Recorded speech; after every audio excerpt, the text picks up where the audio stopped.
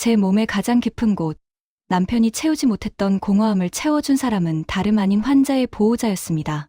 돌이킬 수 없는 선을 넘던 그날, 그의 따뜻한 눈빛과 진심, 어린 위로의 말들이 2년이 지난 지금도 제 마음 깊은 곳에 생생하게 각인되어 있습니다.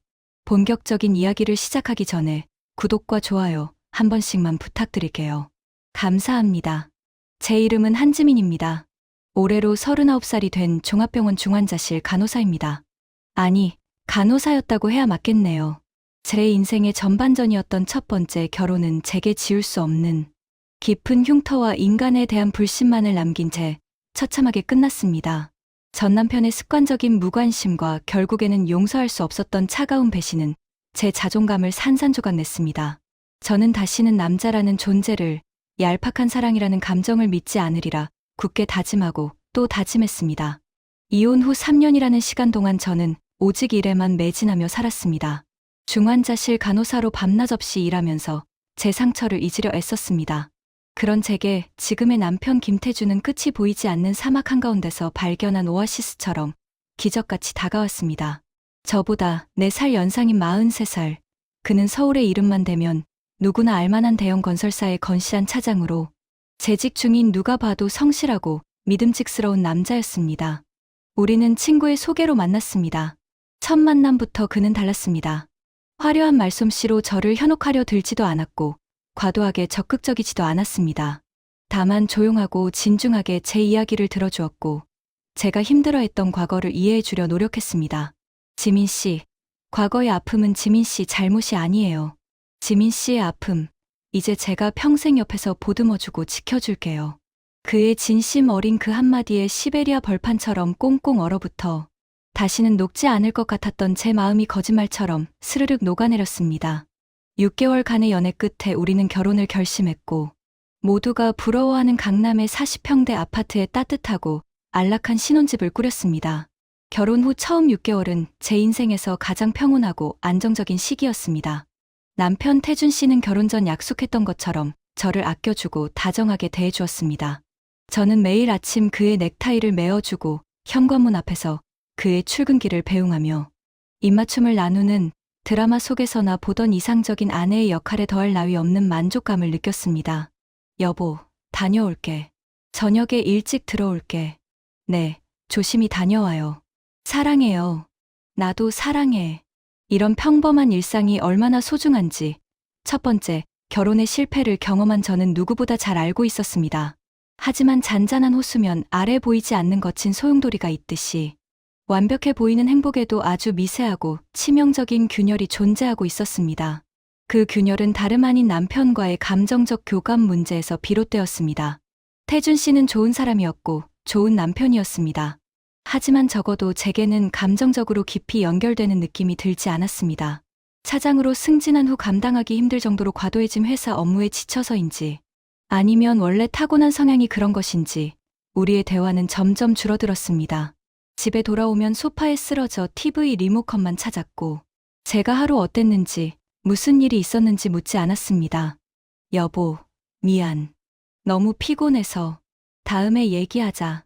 그런 말을 남기고 코를 골며 잠드는 남편의 등을 바라보며 저는 텅 빈 침대 한쪽에서 차갑게 식어가는 제 마음을 스스로 감싸 안으며 깊고 어두운 공허함과 싸워야 했습니다. 이해받고 싶고 한 명의 여자로서 온전히 사랑받고 싶은 원초적인 욕구가 제 안에서 고개를 들 때마다 저는 그런 생각을 하는 제 자신이 너무나 이기적이고 욕심 많은 여자처럼 느껴져 깊은 죄책감에 시달려야 했습니다. 나는 남편의 사랑이 아니라 감정적인 위로만을 원하는 걸까? 이런 생각을 하는 내가 정말 나쁜 여자인 걸까? 스스로를 자책하며 머리로는 아무리 억눌러도 제 마음이 느끼는 본능적인 갈증과 허기는 좀처럼 해소되지 않았습니다. 그 작은 균열이 거대한 댐을 무너뜨리는 치명적인 틈이 되기 시작한 것은 남편의 잦은 출장 때문이었습니다. 차장으로 승진하면서 지방 현장이나 해외 지사로 출장을 가는 일이 부쩍 늘어났습니다. 짧게는 2, 3일, 길게는 일주일씩 남편이 집을 비우는 날이 많아졌고 그럴 때마다 40평이 넘는 넓고 적막한 집에는 저 혼자만 남게 되었습니다. 여보, 이번엔 부산 현장 문제로 일주일 정도 다녀와야 할 것 같아. 미안해. 괜찮아요. 조심히 다녀와요. 응, 고마워. 외로움은 점점 깊어졌고, 저는 그 공허함을 메우기 위해 더욱 일에 몰두했습니다. 그리고 그때 그 사람을 만났습니다. 2부, 운명적인 만남. 그날은 유난히 바쁜 야간 근무였습니다. 중환자실에는 위독한 환자들이 가득했고, 저는 쉴 틈 없이 병실을 오가며 환자들을 돌봤습니다. 새벽 2시쯤 갑자기 911호 병실에서 응급 호출이 울렸습니다. 67세 남성 환자, 급성 심근경색으로 입원한 지 사흘째 되는 분이었습니다. 저는 황급히 병실로 달려갔습니다. 아버지, 아버지. 병실 안에서는 한 남성이 침대에 누운 환자를 부르며 절규하고 있었습니다. 모니터에는 불규칙한 심박수가 표시되고 있었고, 환자의 얼굴은 창백했습니다. 비켜주세요. 제가 확인하겠습니다. 저는 재빨리 환자의 상태를 확인하고 응급처치를 시작했습니다. 다행히 곧 의료진이 도착했고, 우리는 함께 환자를 안정시킬 수 있었습니다. 1시간 정도 지나 환자가 안정을 찾았을 때, 저는 비로소 그 보호자를 제대로 볼 수 있었습니다. 40대 중반쯤으로 보이는 남성이었습니다. 키가 크고 단정한 인상이었지만 얼굴에는 며칠간 잠을 제대로 자지 못한 듯 깊은 피로가 역력했습니다. 환자분은 안정을 찾으셨습니다. 너무 걱정하지 마세요. 감사합니다, 간호사님. 정말 감사합니다. 그는 깊이 고개를 숙였습니다. 그의 목소리는 떨리고 있었고 눈가에는 눈물이 맺혀 있었습니다. 보호자분, 언제 마지막으로 식사하셨어요? 얼굴이 너무 안 좋아 보이시는데. 저는 괜찮습니다. 아버지만 괜찮으시면. 환자를 돌보려면 보호자분도 건강해야 합니다. 1층 편의점에 가서 샌드위치라도 드세요. 제가 환자분 잘 지켜보고 있을게요. 정말 괜찮을까요? 네, 제게 맡기세요. 그는 고맙다는 인사를 여러 번 하고 병실을 나갔습니다. 그날 이후 저는 911호 병실을 지날 때마다 자연스럽게 안을 들여다보게 되었습니다. 그 보호자는 24시간 내내 병실을 지키고 있었습니다. 의자에서 쪽잠을 자거나 아버지의 손을 잡고 조용히 이야기를 나누는 모습이 자주 보였습니다. 일주일쯤 지났을 때 환자의 상태가 많이 호전되었습니다. 저는 정기검진차 병실에 들어갔고 그 보호자와 짧은 대화를 나누게 되었습니다.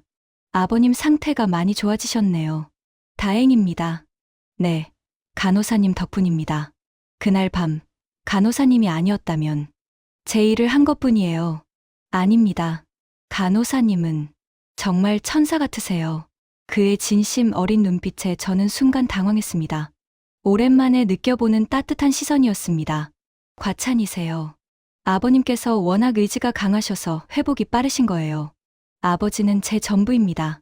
어머니를 6년 전에 여의고 나서 아버지 혼자 외롭게 지내오셨거든요. 제가 더 자주 찾아뵙지 못한 게 너무 후회됩니다. 그의 목소리에는 깊은 죄책감이 묻어 있었습니다. 아버님은 아들분이 이렇게 곁을 지켜주시는 것만으로도 큰 힘이 되실 거예요. 감사합니다, 간호사님. 그 말씀이 큰 위로가 됩니다. 그날 이후 우리는 병실에서 자주 마주쳤고 조금씩 이야기를 나누게 되었습니다. 그의 이름은 강민호였습니다. 중견 광고회사의 크리에이티브 디렉터로 일하고 있었고 이번 아버지의 입원으로 한 달간 휴직계를 냈다고 했습니다. 회사는 괜찮으세요? 한 달이나 쉬시면 아버지가 더 중요하죠. 회사는 제가 없어도 돌아가지만 아버지는 제가 없으면.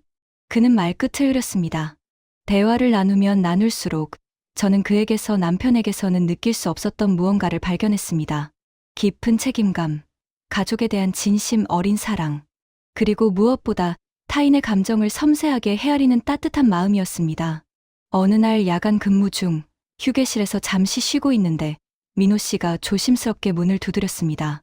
간호사님, 실례가 안 된다면 이거 드시라고 사왔습니다. 그의 손에는 따뜻한 커피 2잔이 들려 있었습니다. 이게 무슨... 간호사님께서 밤새 고생하시는 걸 봤습니다. 작은 감사의 표시입니다. 감사합니다. 하지만 이러지 않으셔도 제가 하고 싶어서 하는 겁니다. 그의 미소에는 진심이 담겨 있었습니다. 우리는 휴게실에 나란히 앉아 커피를 마시며 이야기를 나눴습니다. 간호사님은 왜 이 일을 선택하셨어요? 힘든 일인데. 환자들이 회복하는 모습을 볼 때 그 순간이 좋아서요. 누군가에게 도움이 된다는 느낌이 멋진 일이네요. 저는 광고를 만들지만 사실 제 일이 누구에게 진정한 도움이 되는지 잘 모르겠을 때가 많거든요. 그렇지 않을 거예요. 좋은 광고는 사람들에게 위로가 되기도 하잖아요. 간호사님은 항상 긍정적으로 생각하시네요. 그렇게 보이나요? 사실 저도 힘들 때가 많아요. 순간 제 입에서 나도 모르게 솔직한 말이 튀어나왔습니다. 간호사님도 힘드실 때가 있으세요? 당연하죠. 저도 사람인데요. 그는 잠시 망설이다가 조심스럽게 물었습니다. 혹시 집에서는 잘 지내세요? 가족분들이 응원해 주시나요? 그 질문에 저는 대답을 할 수 없었습니다. 민호 씨는 제 침묵을 이해한 듯 더 이상 묻지 않았습니다. 죄송합니다. 제가 너무 사적인 질문을 했네요. 아니에요. 그냥 복잡해서요. 누구나 복잡한 상황이 있죠. 간호사님도 많이 힘드신 것 같은데 누군가 간호사님을 돌봐드려야 할 것 같네요. 그의 말에 저는 가슴 한쪽이 뭉클해졌습니다. 언제부터인가 아무도 제가 힘든지 물어보지 않았습니다. 남편은 늘 자신의 피곤함만 얘기했고 저는 언제나 듣는 사람, 위로하는 사람이었습니다. 감사합니다. 그 말만으로도 힘이 나네요. 그날 밤, 저는 오랜만에 누군가와 진심 어린 대화를 나눴다는 사실에 묘한 기분이 들었습니다. 3부 감정의 균열. 민호 씨의 아버지는 3주 만에 중환자실에서 일반 병실로 옮겨졌습니다. 제 근무지가 아니었기 때문에 저는 더 이상 그들을 자주 볼 수 없게 되었습니다. 하지만 이상하게도 민호 씨 생각이 자꾸 났습니다. 그의 따뜻한 미소, 진심 어린 눈빛, 그리고 저를 한 명의 인간으로 대해주던 그 태도가 나 지금 뭐 하는 거야? 난 기혼자고 저분도 환자 보호자일 뿐이야. 스스로를 다잡으려 했지만 마음은 제 통제를 벗어나고 있었습니다. 어느 날 저녁 남편이 또 일주일 출장을 간다고 했습니다. 여보, 미안해. 이번엔 싱가포르 지사로 가야 해. 응, 조심히 다녀와. 혼자 괜찮겠어. 심심하면 친구들 만나. 응, 알았어. 남편은 제 대답도 제대로 듣지 않고 짐을 챙기기 바빴습니다. 공항으로 떠나는 남편을 배웅하고 집으로 돌아오는 길, 저는 문득 민호 씨가 궁금해졌습니다. 아버님은 많이 좋아지셨을까? 민호 씨는 잘 지내고 계실까? 그날 밤, 저는 병원 시스템에 접속해서 환자 정보를 확인했습니다. 민호 씨의 아버지는 이틀 후 퇴원 예정이었습니다. 이틀 후면 더 이상 볼 수 없겠구나. 그 생각에 가슴 한쪽이 허전해졌습니다. 다음 날, 저는 점심시간에 용기를 내서 일반 병동으로 올라갔습니다. 실례합니다. 강인수 환자분 병실이 715호입니다. 715호 병실 앞에서 한참을 망설이다가 저는 조심스럽게 문을 두드렸습니다. 네, 들어오세요. 익숙한 목소리가 들렸습니다. 문을 열고 들어가자 민호 씨가 놀란 표정으로 저를 바라봤습니다. 간호사님, 어떻게 퇴원하신다고 들어서 인사드리러 왔어요. 정말 감사합니다. 아버지, 이분이 그 천사 같은 간호사님이세요. 침대에 누워있던 강인수 어르신이 밝은 미소를 지으며 말씀하셨습니다. 아이고, 고맙습니다. 간호사님. 우리 아들한테 정말 많이 들었습니다. 괜찮으세요? 많이 좋아 보이세요. 네, 덕분에 살았습니다. 이제 퇴원해서 집에서 쉬래요. 다행입니다. 퇴원 후에도 꾸준히 약 드시고 식단 조절 잘하셔야 해요. 네, 그렇게 하겠습니다. 잠시 후 어르신이 자리를 비우고 민호 씨와 단둘이 남게 되었습니다. 간호사님, 정말 감사합니다. 간호사님이 아니었다면 제 일을 한 것뿐이에요. 아닙니다. 간호사님은 저희에게 정말 큰 힘이 되어주셨어요. 그는 잠시 망설이다가 조심스럽게 물었습니다. 혹시 퇴원 후에도 연락해도 될까요? 아버지 건강 상담도 받고 싶고, 그리고 개인적으로도 간호사님과 이야기를 나누고 싶습니다. 제 심장이 빠르게 뛰기 시작했습니다. 저는 기혼자예요. 알고 있습니다. 반지를 보고 알았어요. 저도 이혼한 지 2년 됐습니다. 간호사님, 저는 간호사님에게 부담을 드리고 싶지 않습니다. 다만, 간호사님도 힘들어 보이셔서요. 제가 힘이 되어드리고 싶었습니다. 친구로서라도 그의 진심 어린 눈빛에 저는 거절할 수 없었습니다. 친구로서 라면 그렇게 우리는 연락처를 교환했습니다. 사부, 마음의 동요. 민호 씨와의 문자는 처음에는 단순했습니다. 아버지의 건강 상태, 식단, 운동에 관한 조언들. 하지만 점점 대화는 개인적인 이야기로 흘러갔습니다. 오늘 힘든 일이 있으셨나요? 문자에서 피곤함이 느껴지네요. 어떻게 아셨어요? 오늘 응급 환자가 많아서. 간호사님도 쉬셔야 해요. 누군가는 간호사님을 돌봐드려야 하는데 남편은 출장에서 돌아왔지만 여전히 피곤하다며 소파에 누워있기만 했습니다. 여보, 오늘 힘든 일이 있었어. 응, 나도 피곤해. 나중에 얘기하자. 그럴 때마다 저는 민호 씨에게 문자를 보냈습니다. 그리고 그는 항상 답장을 보내주었습니다. 간호사님의 하루가 어땠는지 궁금하네요. 힘들었지만 이렇게 이야기 나눌 수 있어서 괜찮아요. 제가 조금이라도 힘이 되나요? 네, 많이요. 문자는 전화로 이어졌습니다. 처음에는 짧은 통화였지만 점점 길어졌습니다. 1시간, 2시간. 남편이 잠든 밤, 저는 발코니로 나가 민호 씨와 전화 통화를 했습니다. 민호 씨는 왜 이혼하셨어요? 저도 모르게 그에게 사적인 질문을 하고 있었습니다. 아내와 맞지 않았어요. 서로 사랑했지만 서로를 이해하지 못했죠. 저는 가족과의 시간을 중요하게 생각했는데 아내는 커리어가 더 중요했어요. 둘 다 틀리지 않았지만 함께 할 수 없었죠. 힘드셨겠어요. 힘들었죠. 하지만 이혼 후에 깨달은 게 있어요. 사랑은 노력만으로 되는 게 아니라 서로의 마음이 같은 방향을 보고 있어야 한다는 것을요. 그의 말이 깊이 와닿았습니다. 간호사님은요? 행복하세요? 그 질문에 저는 대답할 수 없었습니다. 잘 모르겠어요.